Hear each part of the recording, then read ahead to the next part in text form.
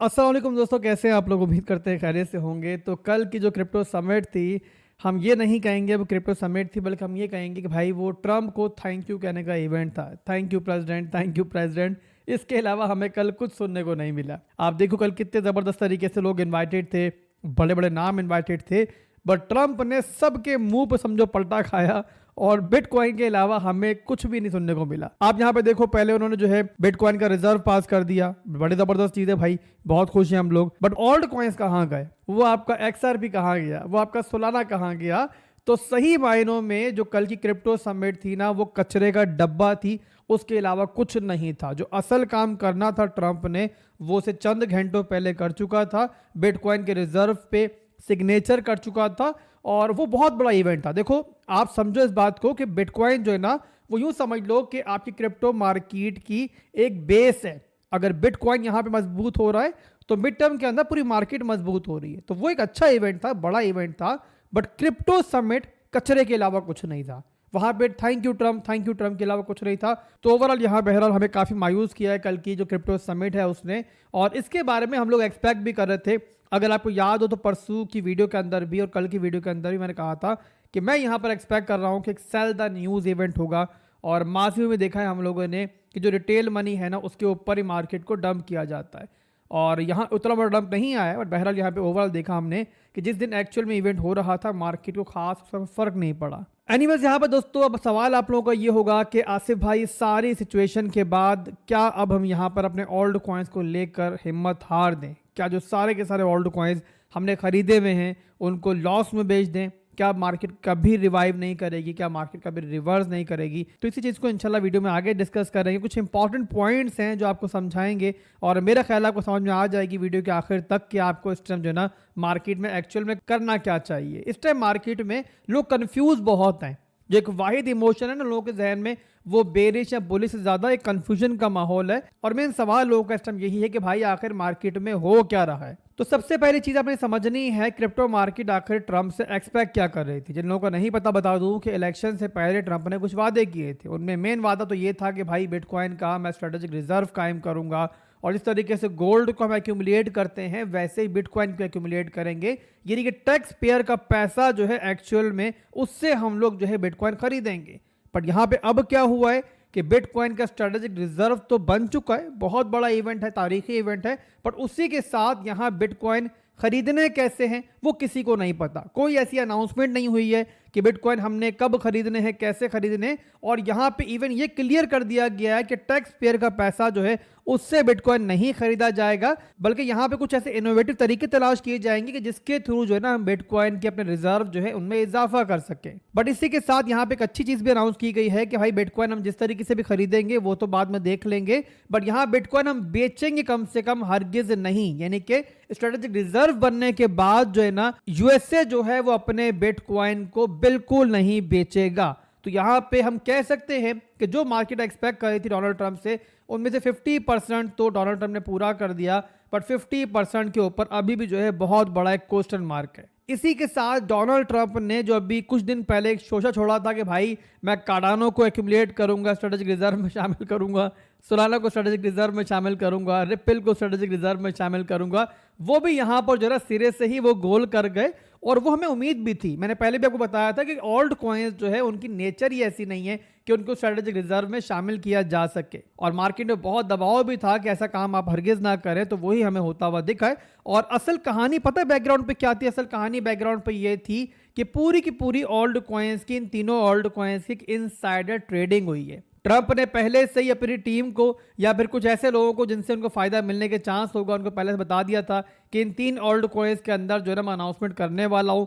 लोगों ने वहां पे लॉन्ग पोजीशंस ओपन की उन ओल्ड कॉइन्स को लेकर। फिर ट्रंप ने अनाउंसमेंट की और उसके बाद फिर वो ओल्ड कॉइन्स जहां मौजूद है आपको दिख रहा है। और पैसा किसने बनाया? उन्हीं लोगों ने बनाया कि जिनके पास पहले से इंफॉर्मेशन मौजूद थी। और रिटेल मनी जाहिर है हमेशा की तरह वहां पे चलती ट्रेन में कूदी।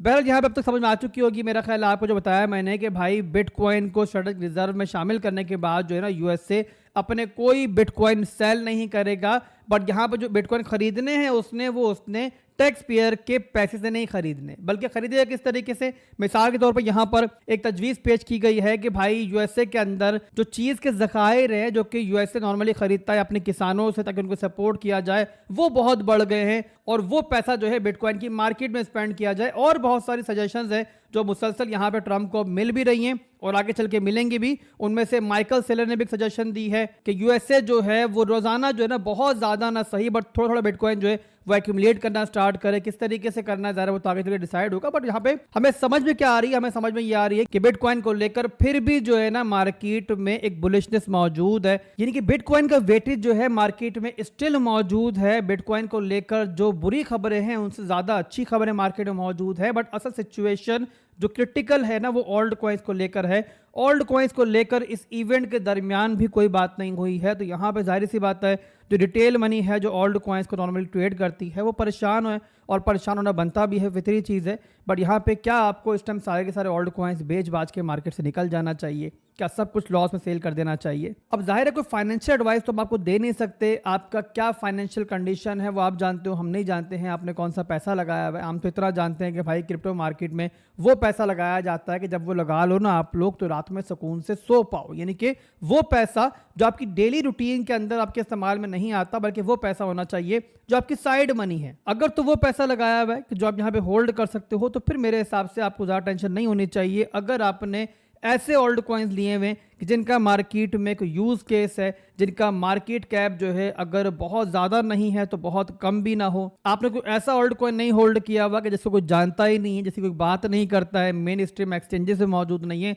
अगर ऐसा कोई ओल्ड कॉइन होल्ड नहीं किया हुआ आपने, अच्छे ओल्ड कॉइन होल्ड किए हुए, तो मेरे हिसाब से आपको ज़्यादा परेशान होने की ज़रूरत नहीं है। ऐसा नहीं है कि मार्केट जो है वापसी ही नहीं करेगी, ओल्ड कॉइन्स वापसी ही नहीं करेंगे। जब भी मार्केट में सेंटीमेंट जो है बहुत ज़्यादा पैदा हो जाता है ना कि भाई मार्केट तो अब वापस आ ही नहीं सकती और रिकवर हो ही नहीं सकती, हमने देखा है कि उसके बाद जो है ना मार्केट फिर एक रिवर्सल लेती है। फिर रिपीट कर रहा हूँ, टाइम लग सकता है, पर यहाँ बिल्कुल मायूस अगर आप हो रहे हो तो मेरे हिसाब से वो नहीं होना चाहिए। और अगर आप यहाँ पे होल्डिंग पावर रखते हो तो फिर आपको बिल्कुल टेंशन नहीं होनी चाहिए। बहरहाल दोस्तों चल रहा है मार्केट के अंदर, उम्मीद करता हूँ कि आपको समझ में आया होगा। एनीवेज यहाँ पे इस टाइम सिचुएशन जो चल रही है मार्केट की वो भी देख लेते हैं। मार्केट कैप की बात करें तो $2.83 ट्रिलियन मार्केट कैप इस टाइम चल रहा है, 3.11% का डिक्लाइन है।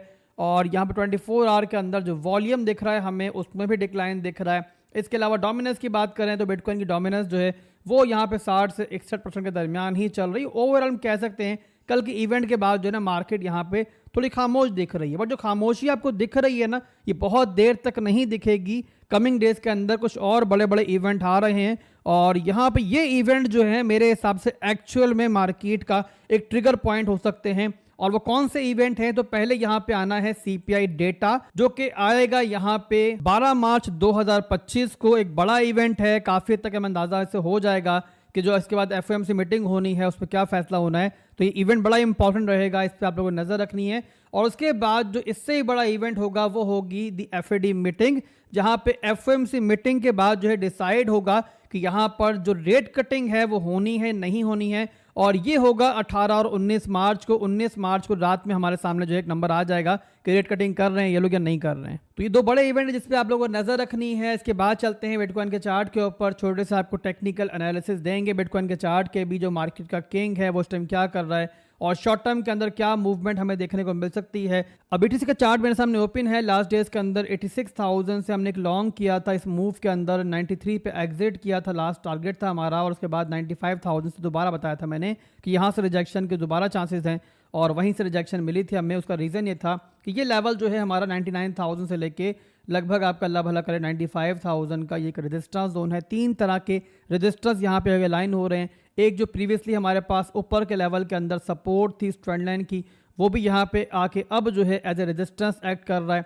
और इसके अलावा यहाँ पर भी ट्रेंड लाइन नीचे आ रही है जो आपको दिख रहा होगा। मुसलसल जो है बिटकॉइन की प्राइस को यहाँ पे रिजेक्शन दे रही ट्रेंड लाइन और वही ट्रेंड लाइन जो है इसी लेवल में आके अलाइन हो रही है। इसके अलावा ये जो लेवल है हमारा ये ओवरऑल जो है डेली के अंदर एक स्ट्रॉन्ग हाई का रीजन है इंटरनल स्ट्रक्चर के अंदर। और इसी के साथ यहाँ पर हमारे पास 200 EMA की रेजिस्टेंस भी अलाइन हो रही है। तो एक इंपॉर्टेंट रेजिस्टेंस लेवल है जहां से हमें जो है रिजेक्शन मिली थी। और अब यहाँ पर एक लोअर हाई का मूव बनने के बाद यहाँ पर एक लोअर लो का मूव जो है हमें बनता हुआ दिखाई दे रहा है। और यहाँ फिलहाल के लिए बिटकॉइन की प्राइस जो है मुझे वीक ही दिख रही है और ये एक्सपेक्टेड है कि बिटकॉइन जो है ना यहाँ पे जो नीचे के लोज हैं 80,000 का जो लो है और इवन उसके नीचे भी जो है एक रीटेस्ट दोबारा हमें दे सकता है। तो फिलहाल के लिए सिचुएशन ये चल रही है और चेंजिंग किस तरीके से हो सकती है अगर हमें यहाँ पर जो है ना इंटरनल स्ट्रक्चर के अंदर जो है यहाँ पे इस पूरे इवेंट के बाद जो है ना हमें दोबारा जो है स्ट्रक्चर ब्रेक मिले। तो ये ओवरऑल दोस्तों बिटकॉइन की सिचुएशन चल रही है। अभी के लिए यहाँ पर सबसे इंपॉर्टेंट डिमांड जोन जो है ना बिटकॉइन का जो मेरे हिसाब से होल्ड होना चाहिए